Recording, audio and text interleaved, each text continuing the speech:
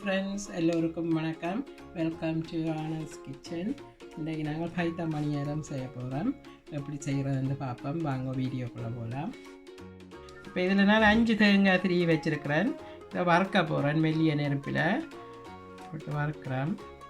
பைத்தம் பணியாரத்துக்கு தேங்காய் முதல் வறுத்தெடுத்து வச்சுட்டு நான் பிறகு மற்ற இதெல்லாம் காட்டுறேன். அளவுகள் எல்லாம் அந்த தேங்காய் அப்போ வறுத்து நல்லா மெல்லிய நெருப்பில் வறுத்து 1/2 hour கிட்ட வறுத்தேன். நான் 5 தேங்காய் நல்ல கோல்டன் ப்ரௌன் கலராக வந்திருக்குது. இந்த பதத்தில் இறக்க போகிறேன்.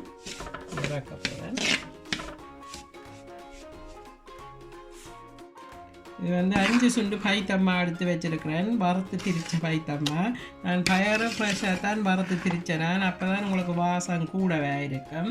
கடையில் வென்றதை விட நாங்கள் கையால் வறுத்து திரிச்சா வாசம் கூடவே இருக்கும். அதோட 5 சுண்டு, அதுக்கு 1 சுண்டு பச்சை அரிசிமா, வெள்ளை பச்சை அரிசிமா 1 கப். நீங்கள் எடுக்கிற கப் அளவுக்கு இருந்தாலும் நான் வந்து எங்களுக்கு இந்த கப் அளவாலே எடுத்தேன். நான் இதில் 5 சுண்டு பைத்தம்மாவும் ஒரு சுண்டு பச்சை அரிசி மாவும். அதுக்கு வந்து சீனி அரைச்சி வச்சுருக்கிறேன். சீனி அரைச்சி தான் போடணும். அப்போ தான் உங்களுக்கு அந்த பிடிக்கேக்கு எல்லாம் ஸ்மூத்தாக வரும். இதுக்கு வந்து 5 சுண்டு சீனி போட்டிருக்கிறேன். பொரிக்கேக்கு கொஞ்சம் இனிப்பும் குறையும். அதுக்காக அதில் வந்து ஏலக்காய் பவுடர் போடுறேன். ஏலக்காய் பவுடர் 2 டீஸ்பூன் ஆட் பண்ணுறேன். மிக்ஸ் பண்ணி பார்த்துட்டு காணாடி திருப்பி ஆட் பண்ணலாம். இப்போ 2 ஸ்பூன் ஆட் பண்ணியிருக்கிறேன். அதோடைய தேங்காயை அரைச்சி ஊற்ற போகிறேன். தேங்காய் வந்து எல்லாம் வறுத்து எடுத்தாச்சு. இனி நல்லா சொப்டாக அரைச்சி இந்த மாவோட ஊற்றி கலக்கலாம்.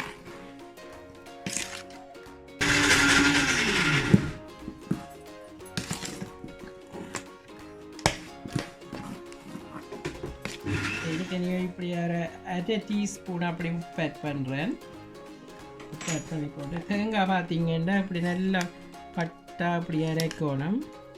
கூடாக நல்லா பட்டை அரைச்சா தான் உங்களுக்கு வந்து நல்லா சொப்டாக இருக்கும்.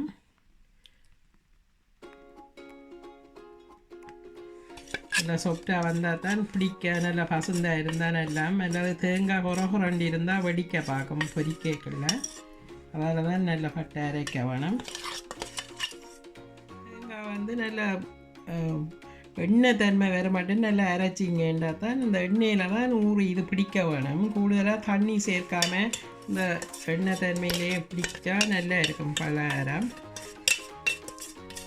நாள் தண்ணி கலந்தீங்கன்னா வைக்கவும் கொஞ்சம் பழுதாக போயிடும். தண்ணி கலக்காமல் செய்கிறதான் நல்லா. பார்த்தீங்கன்னா இதெல்லாம் அரைச்சி ஊற்றி எல்லாம் மிக்ஸ் பண்ணியாச்சு. நான் போட்ட அளவு எல்லாம் சரியாக இருக்குது. இதுக்கு சில பேர் இதுக்கு சீரக மிளகு இடித்து போட்டு சேர்க்கிறவ. ஆனால் நான் போட இல்லை. சீரக மிளகு நாங்கள் போடுற இல்லை. உங்களுக்கு அது ஆப்ஷனல் தான். உங்களுக்கு தேவைன்னா போடலாம். ஒவ்வொரு ஃப்ளேவர் பிடிக்கும். அதனால் நான் இதுக்கு ஏலக்காய் போடுறேன். பார்த்திங்கன்னா இந்த அரைச்சி ஊற்றின தேங்காய் அளவுக்கு இங்கே பாருங்க இப்படி வருதுண்டு. இது நல்லா கையாலே நீட் சேர்த்தா தான் உங்களுக்கு அந்த அளவு தெரியும். இப்போவே பிடிக்க நல்லா இதாக வருது. இந்த பாருங்கோ தேங்காய் எண்ணெய் தன்மை நல்லா சேர்க்கணும். எல்லாம் சேர்த்துட்டு காட்டுறேன். பைத்தம் பணியாரத்துக்கு எல்லாம் சேர்த்து எடுத்துட்டேன். வேறுங்க இப்படி இந்த மாதிரி சேர்த்து எடுத்துருக்குது. இதை இனி சேர்த்து பிடிக்க போகிறோம். உங்களுக்கு இது பிடிக்கிறதுக்கு இப்போ வெக்க நாடுகள்லேருந்து அந்த தேங்காய் உருகி பிடிக்கிறதுக்கு நல்லா ஈஸியாக இருக்கும். சில வெளிநாடுகளில் குளிர் நாடுகளில் வந்து தேங்காய் டக்கண்டு உறைஞ்சபடியாக பிடிக்கிறதுக்கு கொஞ்சம் சில வழியில் உங்களுக்கு கஷ்டமாக இருக்கும். அப்படி இருந்தால் லேசாக போம் போட்டர் கொஞ்சம் பனிக்கு இப்படி நல்லா சேர்த்து குழைச்சிட்டு பிடிக்கலாம். இது நான் உடனே பிடிக்கிறபடியாக எனக்கு பிடிக்க ஈஸியாக இருக்குது. வைக்காமலுக்கு உடனே பிடிக்கிறேன். அதனால் நான் ஈஸியாக அப்படி வடையது உடனே சேர்த்துட்டு பிடிக்கிறது. சில பேர் முதல் சேர்த்து வச்சுட்டு பிறகு கொஞ்சம் தண்ணி பனிக்கு அப்படி பிடிக்கிறது. இப்படி பிடிக்கலாம். நான் இப்போ இது இந்த சைஸில் தான் உருட்டுறேன். நான் எல்லாம் உருட்டிட்டு காட்டுறேன். வேணும் இது பிடிபடுது ஈஸியாக. எப்பவும் தேங்காய் கூட இருந்தால் நல்லா ஈஸியாக பிடிக்கும். பார்த்தா நான் எல்லாம் உருட்டி எடுத்துட்டேன். இனி எல்லாம் பொரிக்கலாம் காட்டுறேன் எப்படி பொரிக்கிறதுன்ட்டு பொரிப்பேன். பைத்தம் பணியாரம் சொல்கிறதுக்கு எல்லாம் உருட்டி ரெடி ஆக்கிட்டேன். இனி துவைக்கிறதுக்கு மா எப்படி கரைக்கிறதுன்னு பார்ப்பேன். நான் இப்போ இந்த கப்பால் பச்சை அரிசி மா 1 கப் எடுத்து வச்சுருக்கிறேன். வெள்ளை பச்சை அரிசி மா. நீங்கள் வந்து அரிசி ஊற போட்டு அரைச்சி எடுக்கிறேன்றாலும் எடுக்கலாம். இது நான் ரெடிமேட் மா தான் எடுத்திருக்கிறேன்.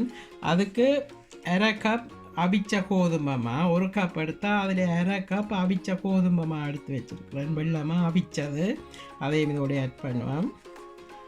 நீங்கள் எந்த கப்பால் எடுக்கிறீங்களோ உங்களுடைய அளவுக்கு போடுங்க அரைவாசிக்கு. அதுக்கு தேவையான அளவு உப்பு ஆட் பண்ணுவேன்.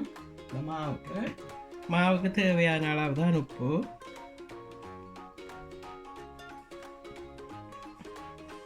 உப்பு போட்டுட்டு கொஞ்சம் கொஞ்சமாக தண்ணி விட்டு மிக்ஸ் பண்ணுவேன். இது வந்து ஸ்வீட் என்னோடைய கணக்காய உப்பும் போடுறே இல்லை. கொஞ்சம் கொஞ்சமாக ஒரே சைட்டுக்கு தண்ணி விட்டு இப்படி ஒரு பெட்டர் பதத்துக்கு குழைச்சி எடுக்க வேணும். மற்றது வந்து உங்களுக்கு மஞ்சள் தேவைன்னா நீங்கள் மஞ்சள் போடலாம். தண்ணி வந்து ஒரே அடியாக முழுக்க விடக்கூடாது, கொஞ்சம் கொஞ்சமாக தான் விடணும். நான் திருப்பியும் சொல்கிறேன், உங்களுக்கு மஞ்சள் கலர் தேவைன்னா நீங்கள் கொஞ்சம் மஞ்சள் ஆட் பண்ணலாம். மஞ்சள் போடையில்லை இப்போ இதுக்கு வேணுமெண்டா இப்படி ஒன்று வெள்ளையாக குழச்சிட்டு காவுக்கும் எடுத்து நீங்கள் மஞ்சளை கலந்து செய்யலாம். கொஞ்சமாக கரைச்சி எடுத்தாச்சு. நல்லா ஸ்மூத்தாக இருக்கணும், கட்டி இல்லாமலுக்கு. வேறு இந்த பதத்துக்கு இப்படி எடுத்தீங்கன்னா கரெக்டாக இருக்கும். உங்களுக்கு தண்ணி கொஞ்சம் கூடிட்டுதுன்னா நீங்கள் கொஞ்சம் மாவை ஆட் பண்ணலாம். ஆனால் நீங்கள் அந்த தோச்சு போட்டு பார்க்கல தெரியும்.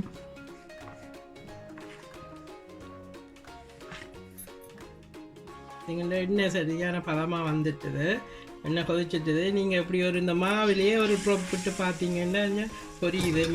மேலே வந்த உடனே நீங்கள் இதுக்கெல்லாம் போட்டுட்டு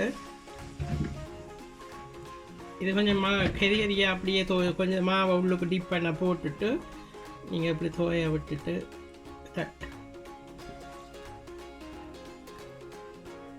தோச்சு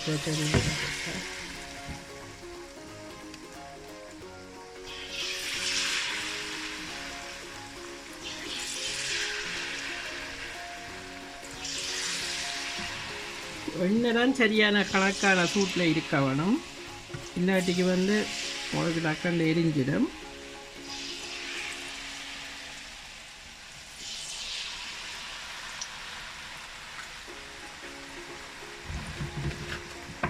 கணக்க போடாமல் கொஞ்சம் கொஞ்சமாகவே போட்டு எடுக்கலாம்.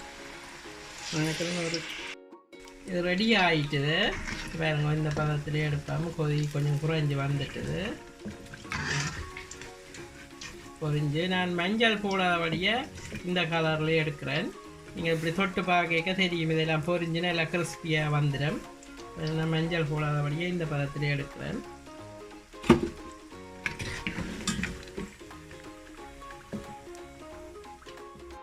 இந்த பைத்தம் பணியாரம் எல்லாம் பொரித்து எடுத்துட்டேன். நான் செய்த அளவுக்கு இதில் வந்து 200 உருண்டை வந்திருக்குது. இந்த சைஸில் எடுத்தீங்கன்னா 200 அப்படி வந்திருக்குது. நல்லா கிறிஸ்பியாயும் நல்லா சாஃப்டாயும் வந்திருக்குது. நீங்கள் வைக்கவே தெரியுது, உள்ள புரிந்து கொட்டுனது. நீங்கள் இதே மாதிரி செய்து பாருங்க. உங்களுக்கு குறைய வேணுமென்றால் அந்த அளவுக்கு நீங்கள் மாவை குறைச்சி எடுக்கலாம்.